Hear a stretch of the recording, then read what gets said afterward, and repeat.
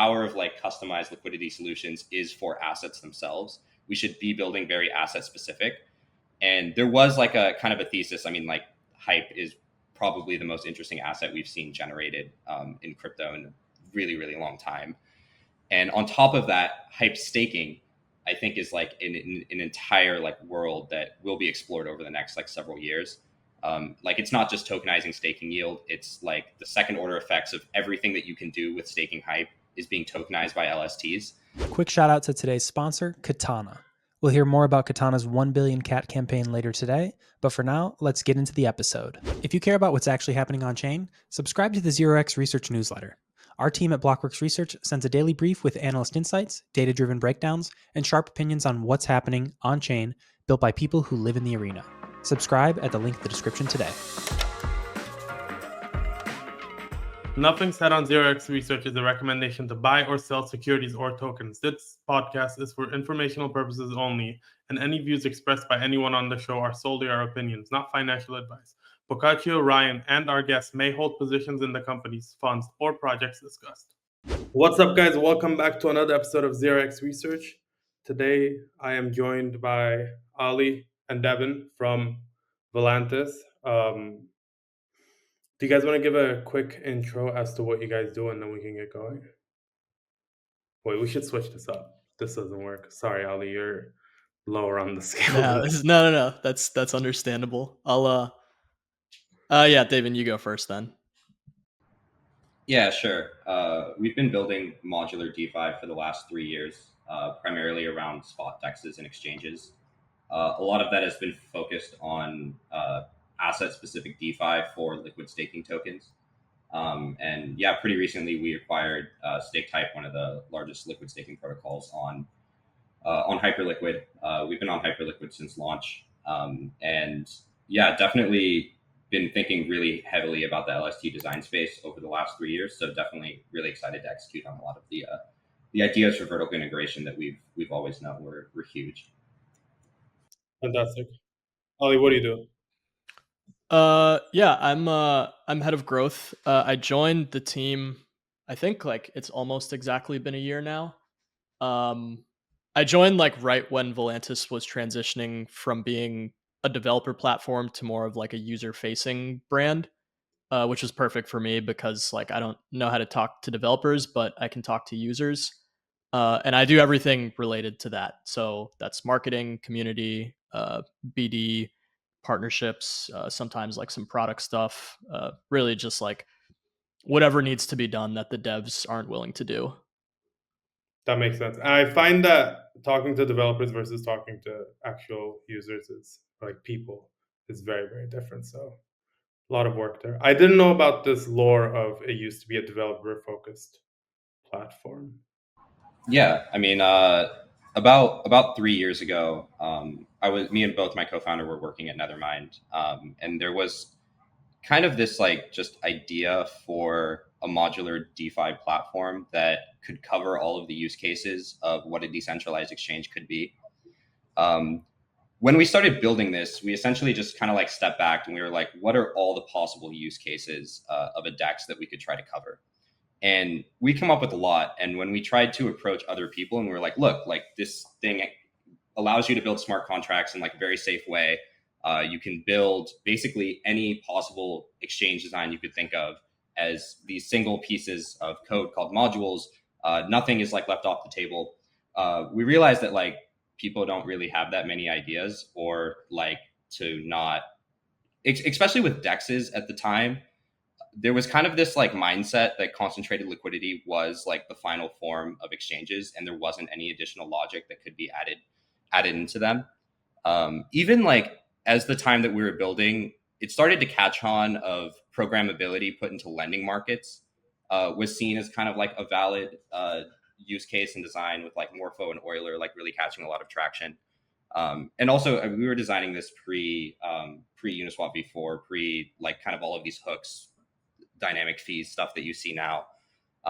But still, like to this day, like we had definitely not seen the amount of crazy ideas that we had expected to, or at least that we had for like what you could do with building a custom exchange logic. So I guess this would what you would be like call our pivot is we went from like marketing this as a platform that other DeFi builders can come build on to just building interesting products on top of it. And the stuff that's caught on the most has been specifically around liquid staking. This has kind of been close to our heart for a really long time, especially like coming from Nethermind, which this was also like I was there over the time of like the merge. Like liquid staking was kind of a new concept going on. And a lot of the early designs that we worked on were specifically around specialized exchanges for liquid staking tokens. Fast forward 3 years later, that's kind of what you see today. Yeah, I was going to say, I feel like most of the people that I meet from Nethermind have either worked on staking or like on Ethereum roadmaps, which is like the merge, or I think EIP 4844 was also a big one. At least like people who are ex Nevermind are usually talking about it. One thing that I want to clarify is, so you go from developer focused to user focused, and your main product, or I guess the initial product that went out was stHYPE AMM, or was it kHYPE AMM?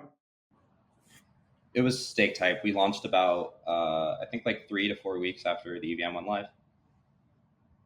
And what is the, I guess, friendly way of describing what the customizations that you guys did on your end that would make it, I assume, more liquid and more efficient compared to a general V3 or V4 or V2 or V3 implementation? Yeah. I mean, we talk about like asset specific DeFi a lot. And I think like liquid staking tokens really are one of the most clear examples of this. The way that pretty much all AMMs work is they determine a spot price based on the ratio of reserves in the pool, which means if there's more LST pool than native token, that being like HYPE in the pool, they will try to sell the LST at a discount to try to rebalance themselves. It's the only way that they work. They like try to sell something at a lower price and something at a higher price. This leaks a huge amount of value to arbitragers. Whenever there's one-sided sell volume, the pool accumulates a bunch of LST, and then it just sells it to arbitragers at a discount. And it kind of relies on this like these actors to be able to keep the pool balanced. Essentially, like that's like kind of dumb if you really think about it. Like if you're a market maker and you're like market making tokens, like if your asset can be redeemed for this much, you should at some point it's worth it for you just to go redeem it yourself and not to sell it to another guy for a discount. So essentially that's, I think, the core of this architecture is it's able to use both the staking and unstaking queue to be able to rebalance its position. So leaks less to arbitragers. There's definitely like a lot of efficiencies added on top of that. One of those is passively putting the reserves in a like a money market, so lending them out. So we're currently like one of the major lenders across like all the major hype markets, Aave and Morpho markets on Hyperliquid. And yeah, there's a whole world of design space about how you determine fees in a way that can be like future predictive of volume and like be able to crank APY as much as you can.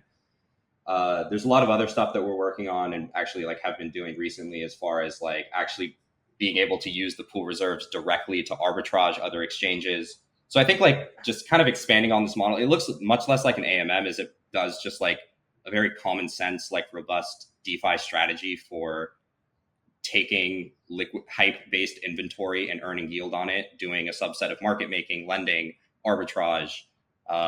Soon, so one of the things we're most excited about is bringing that liquidity over to the Hypercore order book, doing market making over there as well. Very cool.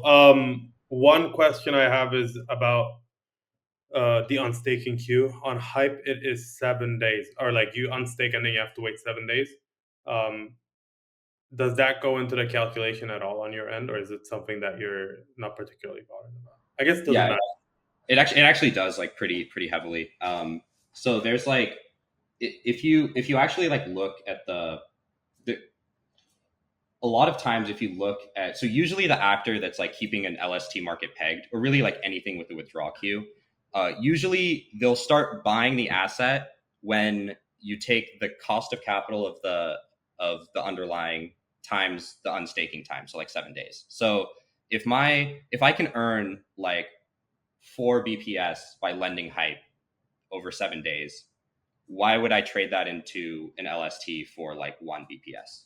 So if like lending rates are high, it probably means that I should stay in lending and raise the rate that I'm swapping in. I think like broadly, a lot of like my mental reframing of AMMs have become a lot more like these really are just like yield vaults where they have like reserve allocation and a bunch of different things. But they have this like extra dimension of being able to trade between its reserves for a price. And if you could price what holding one asset versus the other asset is, whether it's money in a lending market or money in a liquid staking token, or I guess like money on an order book, if you can price what it would cost a user to pay me to or pay the LPs to move from one type of reserve to another, that's basically how I like mentally think about pricing and fees. I think that makes sense. One more thing I wanted to ask is with regard to the lending. So I'm a user and I deposit staked HYPE and HYPE onto Valantis. You guys take the underlying and lend it out. And then how does the backend work on that? Like, is there any additional risk that I'm taking or that you guys are taking where you have to like be careful with timings? Yeah, so there's a module attached to the pool that's been audited a few times now, called just the lending module, which its responsibility is purely taking HYPE, allowing the pool to dictate when it's like withdrawing from these lending markets, but taking the HYPE from the pool and then depositing it into lending markets, withdrawing it from those lending markets, putting it back into the pool. This has a hard-coded set of lending markets that it's integrated with. Besides the actual module itself, which is like pretty simple, small set lines of code, you are inheriting the risk of the lending protocol themselves, which we're only integrated with like Morpho and Aave forks that we pay pretty attention to the utilization and risk profile of. Just to add one thing there, you only deposit HYPE in these pools. Pikachu, you said like you take stHYPE and HYPE. You deposit HYPE, and then we handle everything from there. Okay. And then something else that I think is pretty cool, which is like I think something that Deven and our backend engineer Qual like recently cracked is we're now like optimizing pretty much like minute over minute across all the different lending markets to normalize rates across all of them. So it's like if there's 5% on Hyperlend, a 5% supply pool on Hyperlend, and like 1% on Felix, we will lend more to Hyperlend, less to Felix for those two to normalize. And then we're getting the best rate possible. The lending markets are getting like the most uniform borrow rates. And then that is adjusting like in real time as well, which is like a product in and of itself. Like that alone can be its own like very attractive thing. But this is something that our pools are doing now for with their idle reserves. Yeah, I understand what you mean now when you say we're kind of running a strategy. It's very focused. This episode is sponsored by Katana, and their 1 billion cat campaign is live. Katana is a DeFi-first chain built for deep liquidity and real yield by redirecting chain revenue back to active DeFi users. Bridge and deposit directly into vaults in one simple click, and start earning immediately on your Ether, Bitcoin, USDC, and more. Follow the link in today's show notes to get started. Is your treasury losing value to inflation? Learn how to make digital assets like ETH and SOL productive with uncorrelated, protocol-driven staking rewards. For CFOs, DATs, and corporate treasurers, the path to integrating liquid staking and restaking should be risk managed and aligned with long-term strategic goals. The Productive Treasury Report from Liquid Collective and EigenCloud outlines practical adoption and a forward-looking vision for the role of the modern treasury as a strategic enabler of new technology. Read the Productive Treasury Report today by following the link in today's show notes. As always, investments in blockchain technology involve risk. Terms and conditions apply. Do your own research. So there's the kHYPE AMM, the stHYPE AMM. What's coming up next in terms of, I guess, AMMs, and then I want to talk a bit about stHYPE. Yeah, I guess like really there's been a huge amount of learnings that we've had over the process of bringing both of those pools into production. I would say to like start with, we didn't realize like how large of size we were going to be able to attract and how limiting the integrations of the lending market would be initially. So we kind of spent a lot of time recently figuring out this like optimization across a lot of different lending markets. We've also realized that there's still, even if we're able to like price ourselves better than other pools and we're able to unstake, there's still like one actor in the middle of whenever another DEX is selling at a discount, like at a discount, there's still an arbitrager that buys from that DEX and then swaps it back to us. So there's still like some small amount of value leakage in the middle. And we've like gotten very intelligent with fees about how to close that to like a minimum. But yeah, we've been working on like a pretty large extension of this design. Really, I hate to use the word modular, but I'm probably going to say it like 20 times in this podcast, but it's a modular version of this. So for example, like stHYPE is integrated, the stHYPE AMM is integrated with the stHYPE protocol. The kHYPE AMM is integrated with the kHYPE protocol. Those both actually have like very specialized logic to be able to deal with the unique features of both of those. For example, like kHYPE like has a withdrawal fee. So that's something that the AMM needs to account for and needs to inform its pricing about. And it also has this like other mechanism where if it finds another DEX selling below the withdrawal fee, it can rebalance using another exchange versus using the native withdrawal queue. And we found that like actually this is the primary way that the AMM has been operating. It's driven over like $50 million in volume across other DEXs, which is like a weird thing to say that like an AMM is doing swaps on other AMMs. But I actually think like this extension is going to be pretty big because we're going to start essentially just buying up all the depegged LSTs directly from the exchanges with the pool's capital. Yeah, essentially like we've been working on this like final form, I guess, of stacks. The first pool launch that we're doing, which is very soon, is for SUSD, USDE, so launch with Athena. Then we'll extend the design down to both of our LST pools.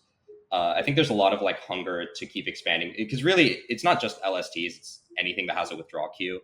A lot of like RWA protocols have this property as well.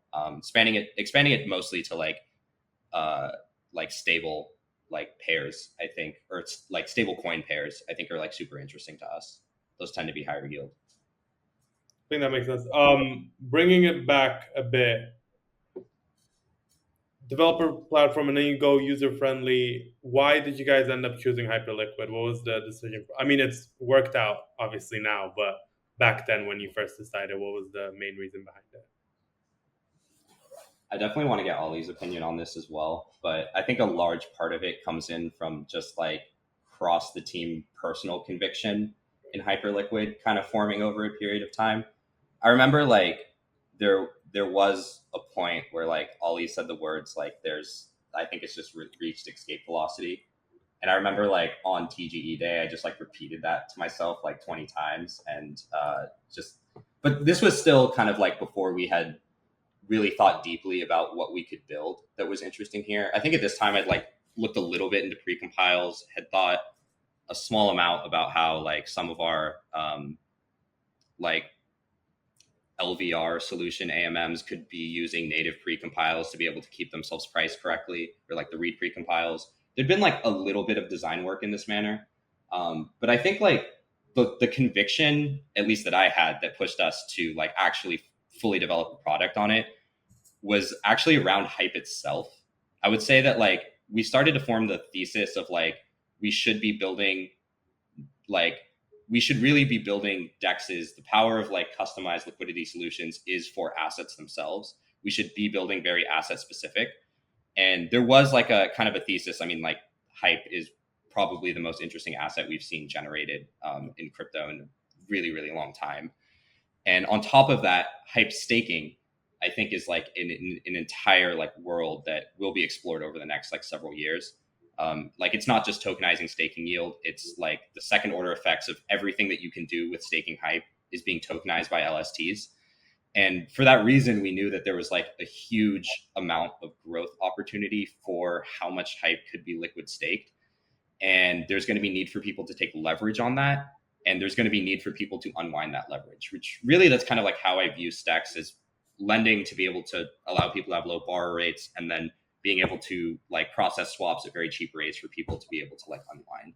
So we saw this as like being a pretty heavy service to the growth of liquid staking tokens. We thought liquid staking tokens around HYPE were the most interesting thing that like going on in the industry. And then lastly, I guess I would add that like there's also a like capital attraction like problem to this as well. HYPE is like really, it has a very large holder base that does not want to sell its bags and it wants to earn more. and it doesn't want price exposure to other things. So like building like a hype USDC pool, like nobody wants to take any other risk and they want to be completely hype denominated. So if we could build something where we could just tell people like, besides general smart contract risk, like there is no impermanent loss. You cannot lose or go down in hype terms.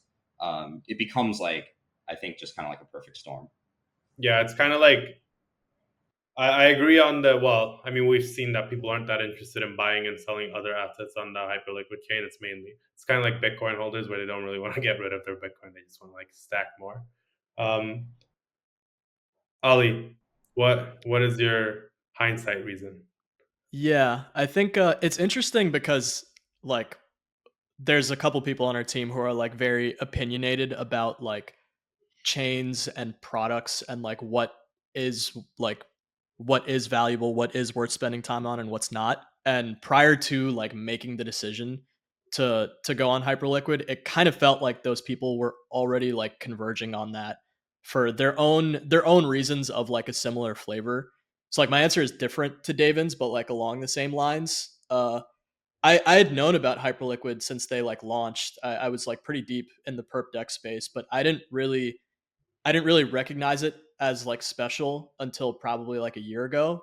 Um, and that was because like I'm just not a sophisticated trader. Like I can't understand the nuances. Like I can't really understand the nuances of what makes a perp dex more attractive to an institution or a market maker versus another.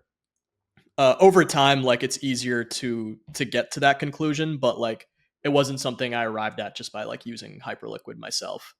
Uh, I do remember like it was kind of just a gradual buildup leading into like TGE, and then before even I think this must have been like a month before TGE, there was a HyperCo event at DevCon in Bangkok, and I went there, and my like main takeaway from that was like there are like degenerates, like left curves, developers, and then like institutions, validators, infrastructure that are like all kind of converging on this one thing before we even had like a hype token. Like there was like obviously there were the moon maths out there, but I think most people didn't realize what the scale of it would be.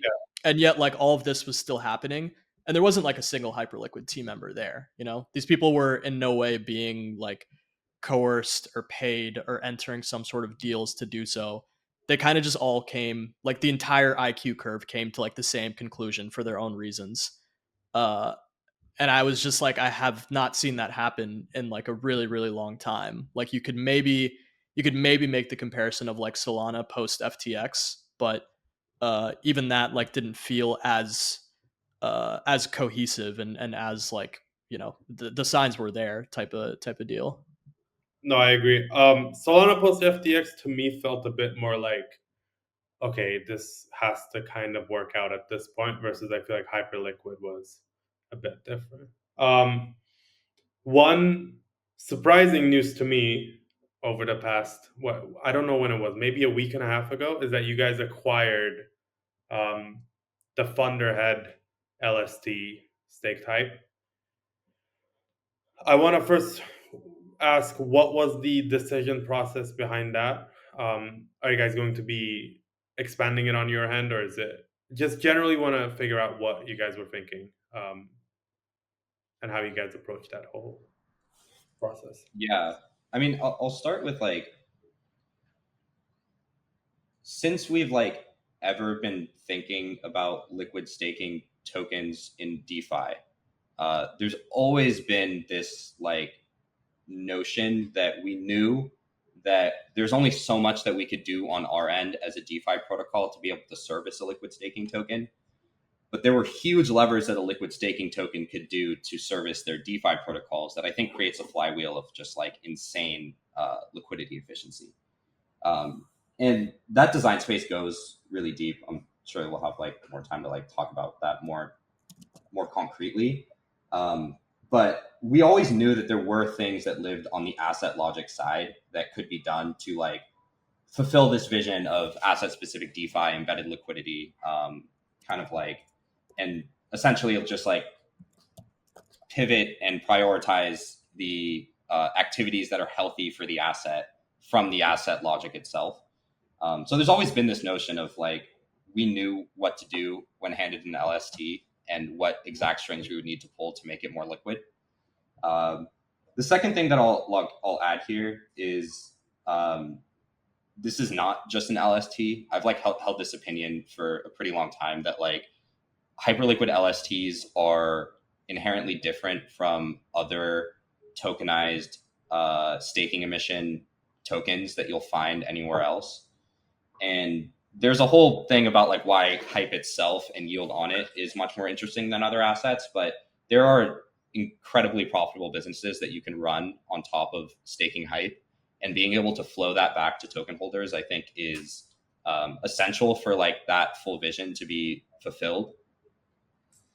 And yeah, we spent a really long time stepping back on the exchange design space from like a very far view and just thinking of like, how do you like design a basis that can service like the full world of possibilities? Liquid staking tokens, I think even today, like on Ethereum, there was like one of the recent, I think it was like the Pectra upgrade for like for Ethereum. It actually like enabled something pretty critical to LST protocols, which is allowing LST protocols to force withdrawal from validators. Right now, that's actually not possible. There's like this thing called like hostage situations where, yes, a validator can only withdraw to the LST protocol, but it actually still needs a signature from the actual validator to be able to like release that ETH. And this was like a pretty fundamental like rework about the trust assumptions about liquid staking tokens on Ethereum, which historically, really the entire history of liquid staking tokens on Ethereum is like using a huge amount of technical complexity to build something that was not meant to be built.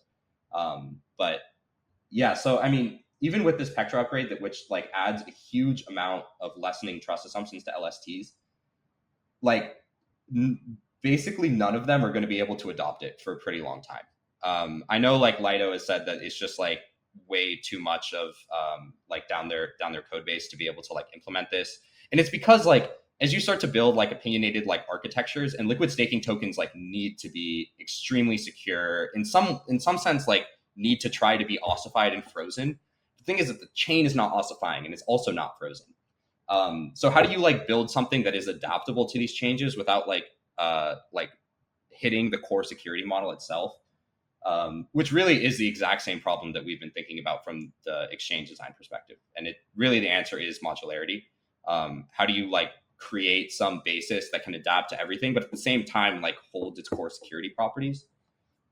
Yeah. So, I mean, we know that there's probably a continuously growing number of things that LST should be doing on Hyperliquid. And it's really everything that the HYPE sync is. Every feature that's added that you can do with staking HYPE should in some way, shape, and form be trickled down to liquid staking tokens. And if you ossify a liquid staking token today or build something completely inflexible, there's no way that you're going to be able to cover all these use cases. And like you already see this with like very small, seemingly small changes in Ethereum today. So I do think we need kind of like this modular base. So I would say, yeah, answer is twofold. Like one, we know how to boost what we do today and make it like 10x better. And yeah, two, like we could just take the same exact design philosophy that has enabled us to like build anything as a DEX to build anything as an LST safely. Shout out to today's sponsor, Katana. Katana is a DeFi-first chain built for deep liquidity and high yield. No empty emissions, just real yield and sequencer fees routed back to DeFi users. Incubated by Polygon Labs and GSR, Katana is launching with notable ecosystem primitives, assets, and partners like Morpho, Chainlink, and more. Katana's 1 billion cat campaign is live. Bridge and deposit directly into vaults in one simple click and start earning immediately on your Ether, Bitcoin, USDC, and more. Follow the link in today's show notes to get started. Corporate and protocol treasuries face a major challenge today.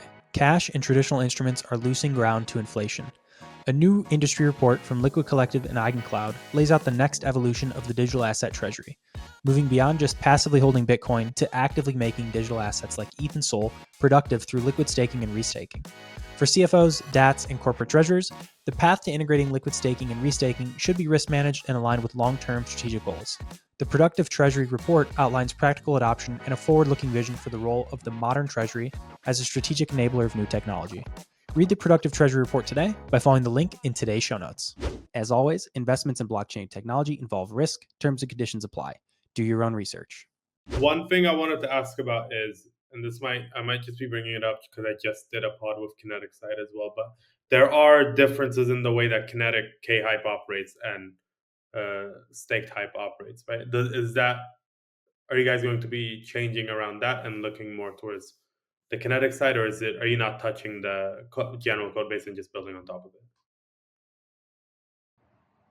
You're talking about for the stake type code base, Yes, like what are the stHYPE and the kHYPE? Because as far as I understand, they are because I remember, and it was a huge thing. Omnia kept mentioning they have to wait for precompiles versus stHYPE obviously launched week one. What are the differences on their ends? Yeah, I mean, I would say and also like our team has spent like good time with the Kinetics code base, integrating with them and stuff, and they've done like a pretty good job at like one-shotting like an LST architecture, and I think that like that itself is going to serve for a pretty long time as like a robust solution with a single stake account for like core writer that does the normal functions of tokenizing staking yield on Hyperliquid in like as close to a trustless setup as you can get. I would say that like our position is being much more opinionated on the growth of what you can do with stHYPE. So for one, stHYPE today does not use core writer, and we are doing a like rewrite of the code base to make it compatible with such. What that looks like is a like modular pattern for deploying core writer instances. So instead of one single stake account and one single ossified kind of component, an instance of core writer to be able to move stake to that stake account, we will have a like modular set of stake accounts, which in our eyes is going to enable us to basically build a HIP3 module that has very specialized logic for allocating to HIP3 markets, which inherently does have to be different from the rest of the LST protocol because you have these lengthened withdrawal requirements and kind of like withdrawal condition for normal staking. Also being able to fragment these out into accounts that can also run vaults on top of them to be able to inherit the fee discount that you get from staking HYPE. And essentially, like by fragmenting out its stake accounts into these modular components, which use core writer to trustlessly move stake back and forth between the protocol, you can also add this like extra logic that's necessary for these other essentially businesses that can be run on top of liquid staking tokens. And you know, we've experienced this firsthand with our work on exchanges, but taking a modular framework for designing this stuff does leave the design space much more open and more flexible.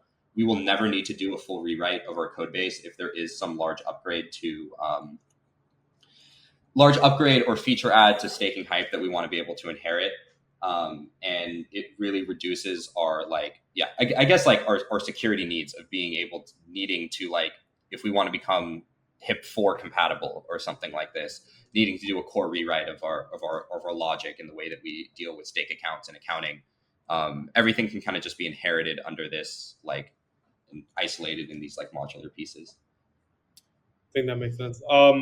Ali, I want to bring it to you and ask you what it's been like trying to come up with new DEX, I guess, integrations in your case, especially for liquid staking, and if you guys are focusing on doing different types of markets. Although you did mention that liquid staking is probably the most attractive in HYPE, which to me makes sense because especially with HIP free. And my second thing is it increasingly getting more difficult to do BD on Hyperliquid with everybody coming in? It's an And interesting question. Yeah, that's a good question. I don't get a lot of insight into the Hyperliquid. It's very, I mean, you guys would also know. It's more closed off than other ecosystems, which I think is good because it keeps things interesting. But yeah, excited to get your take. Yeah, for sure. So I guess like on the integrations question, obviously like a big part of the benefits of inheriting stHYPE is inheriting its existing integrations. So it's already everywhere that it needs to be. At least like fundamentally, all of the pieces are there. And then we have our pool as well, which is, we think, like critical to its success.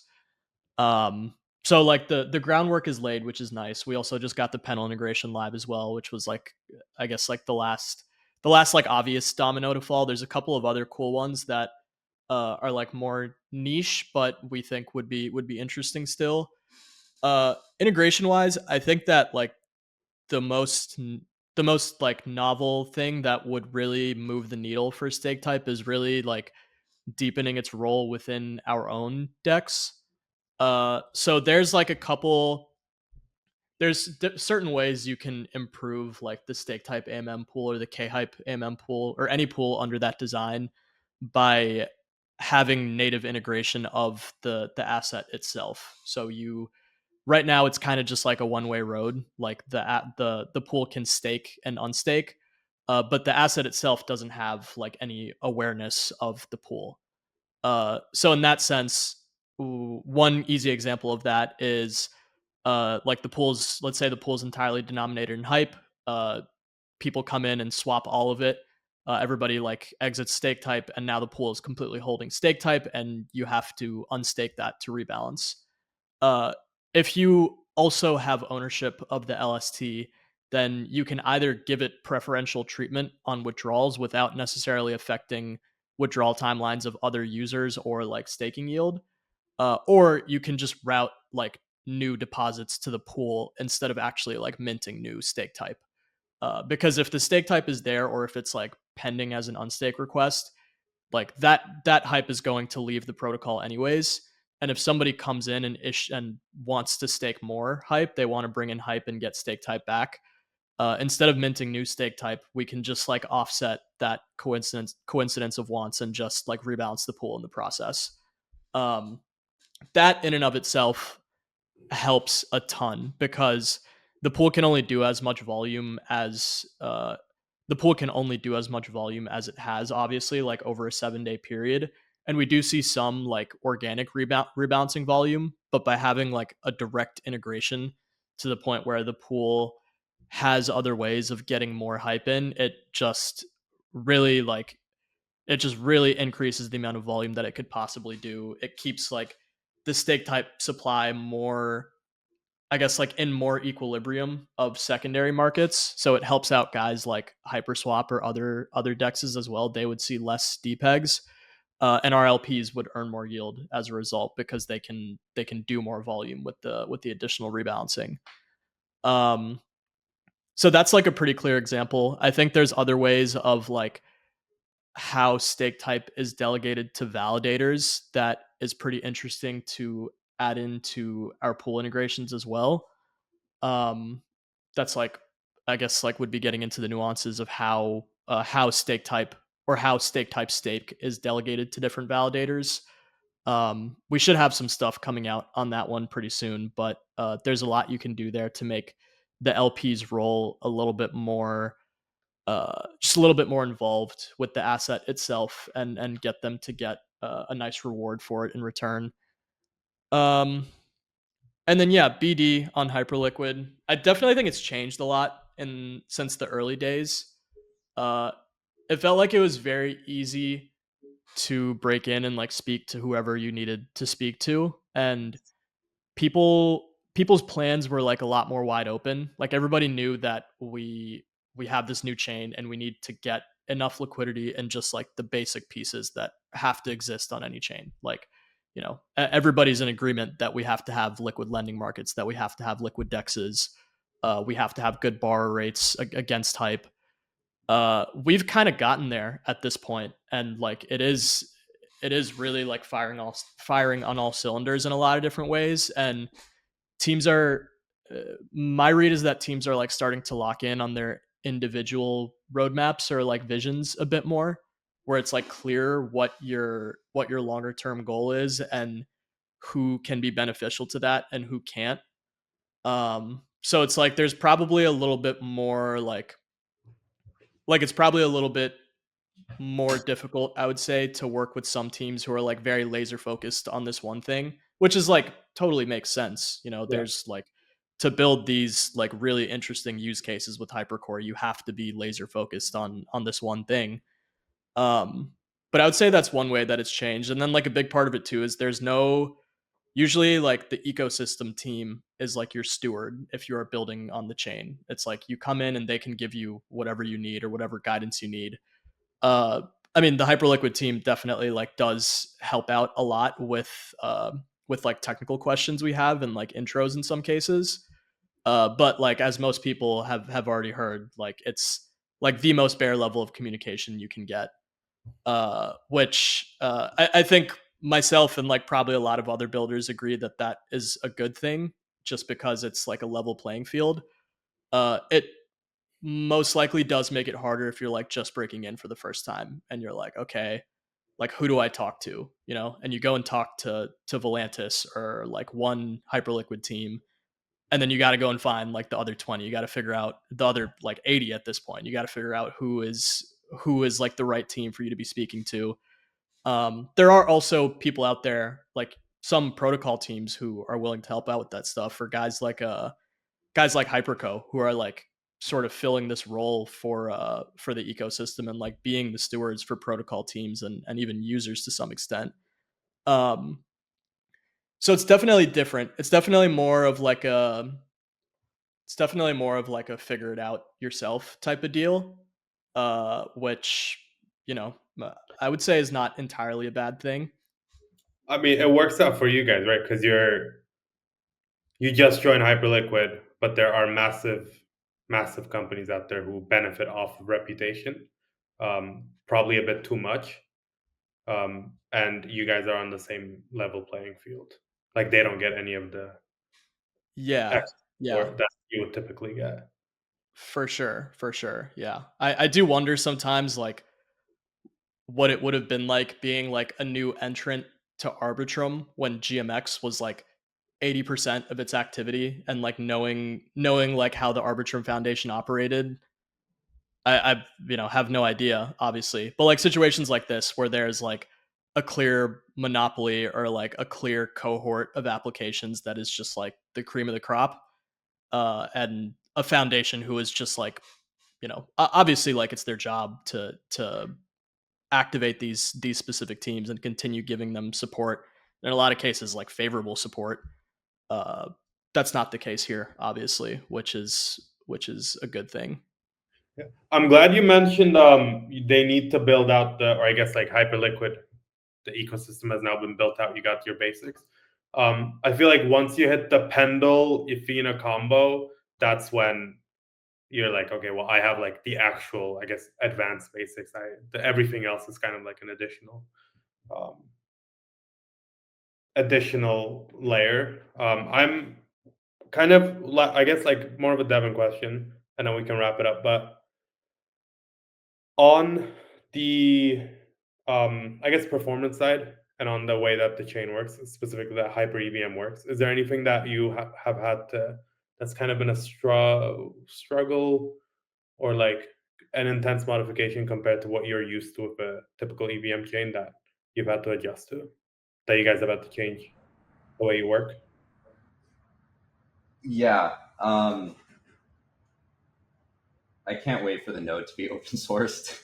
I think this is like, honestly, like that's my opinion, that this is like the largest, I think, accelerant that the Hyperliquid team could throw into the system is open sourcing the node. We would like just pivot completely to being able to rework our own internal infrastructure. Especially initially, I mean, it was really difficult to deal with like indexing data. Still, I mean, upgrades were pushed that leave current solutions, like they break sometimes, our RPCs go down. It happens across the chain. I think like enabling people to build out the node level infrastructure themselves a little bit more. This is the one ecosystem where I think it's going to work insanely well. I understand like why they haven't done it, but I think at the point that they do, it's going to be the biggest torch on the fire that they could add. And definitely it's gonna accelerate our infrastructure a lot. Yeah, I mean, as a user, trying to figure out how to like deal with big blocks, small blocks in the beginning was a bit difficult. The chain has sped up a lot. I don't really care how fast the chain goes. I just care about how money moves on it, to be honest. So, and Hyperliquid does that, so that's great. Core Writer is like a completely separate beast, and like a net new kind of thing to learn to deal with.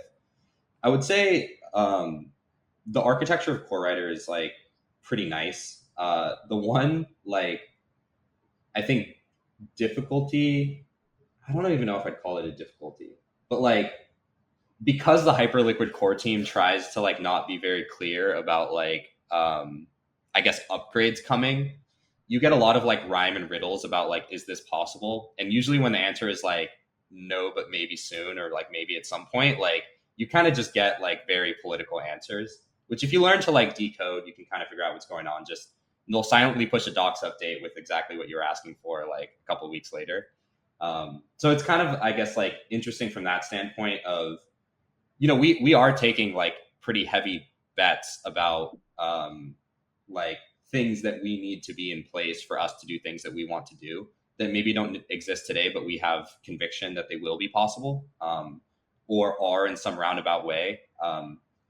Yeah, I think generally that's the hardest thing, I guess, about like silent roadmap, is you could take a super deep bet on some specific part of infrastructure on like Hyperliquid stack.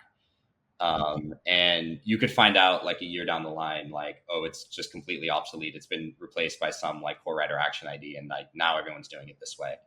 I think like, I mean, yeah, I take like HLP as like some example of this. Like, I think at some point, like Hyperliquid vaults in general will be able to be like rebuilt much more flexibly as like core writer, like on top of core writer.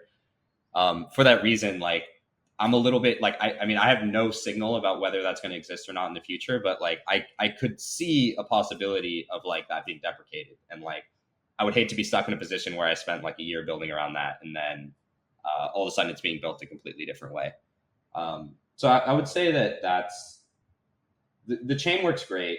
I think takes a lot of foresight to be able to bet on the things that you like know will be around and will be useful, and also like plainly asking for the things that you need to exist to do what you want to do. I think the Hyperliquid team like listens a lot, but they won't tell you that they're going to do that. They'll just hear about like what people want to build and what should be possible, and yeah, all of a sudden it'll just exist. So I think that there's the cryptic nature of stuff is a little bit difficult sometimes, but yeah. Yeah. Because you mentioned vaults, I feel like the HLP is probably going to be maybe not deprecated, but like less. I mean, I saw they changed the fees recently. I saw something that convinced me very well is like somebody else in the industry told me that very early on that they were like, if HLP was meant to stay around, the Hyperliquid team would have just they would have represented it as a token on Hypercore, because they already have a direct one-to-one mapping of like users deposited into a vault. They should just turn that into a token themselves. If they know people are going to tokenize HLP, like you should just create it. Like you should just represent that natively on Hypercore as an asset and allow it to be like transferred to the EVM.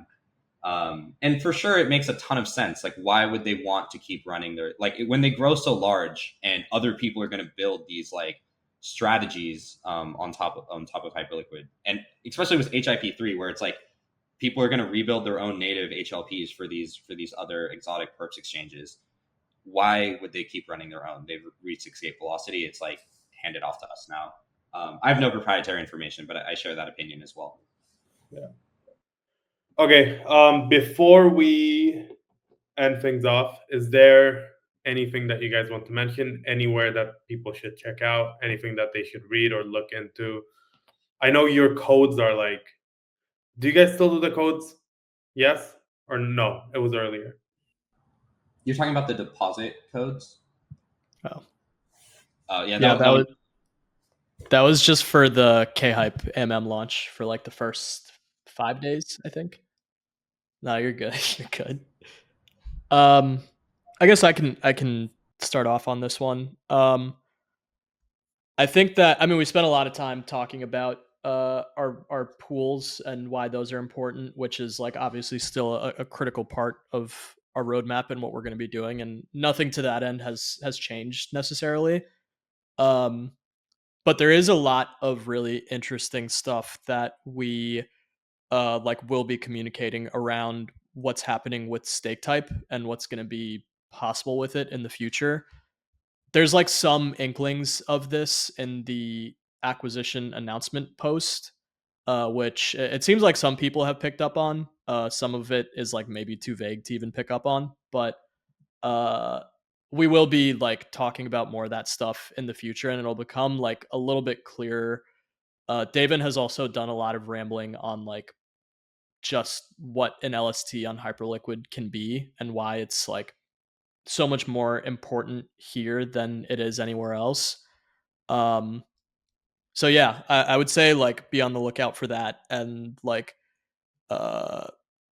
yeah, just like more like focus on that vision, I guess. I think that there are a lot of interesting ways that we can kind of deepen the connection here, and like it can become clear Valantis's role like in the staking ecosystem overall. Beyond that, you can deposit hype a lot of different ways on Valantis. We got 3 now. Used to be 2, now it's 3 because you can deposit for stake type 2. And yeah, these the pools earn points from a lot of nice different sources, have really good yield. It's all in hype, deposit hype, you earn hype, and then you withdraw hype. So as straightforward as we could have made it be, I think. Yeah, nice show, Ollie. I think, yeah, the only other things I add or would just, I guess, be on like the next like 3 weeks, instead of like what's available in the future, like what's available now. If you are like building any protocol that relies on minting stHYPE, you definitely should reach out to us. There is like an extra layer of like monetization that's already live right now, which is community codes. Basically, for every single person that mints stHYPE, they can earn a little bit of extra yield by adding in like this extra code. Just trying to make it so people can build profitable businesses around this. And then for like any DeFi protocols, I know like there's probably a sense that like a lot of DEXs would view us as competitive because we kind of have this like native infrastructure. I would say that like one, we've kind of already pushed this upgrade into kHYPE. We've done over like 50 million in volume across other kHYPE pools just by nature of the pool. We'll be expanding this like super rapidly for stHYPE. So launching stHYPE hype pools will mean that you will get a shit ton of volume or anything paired with stHYPE, because we will be using it to like rebalance ourselves. Yeah, and I guess just like any DeFi integrations, we have a lot of layers of the stack that are live right now that you should reach out to our team because there are ways that we can help you have like higher value capture. Just broadly, our position with stHYPE is like pretty similar, I guess, to like how like Hyperliquid itself. Of like we just want people to be able to build profitable businesses on top of this asset. Everything that we do is like geared towards that. So if you're interested, if you do anything related to LSTs, please reach out to us. Perfect. All right, guys, thank you so much for coming on. This was really fun. Yeah, absolutely. Thanks for having us.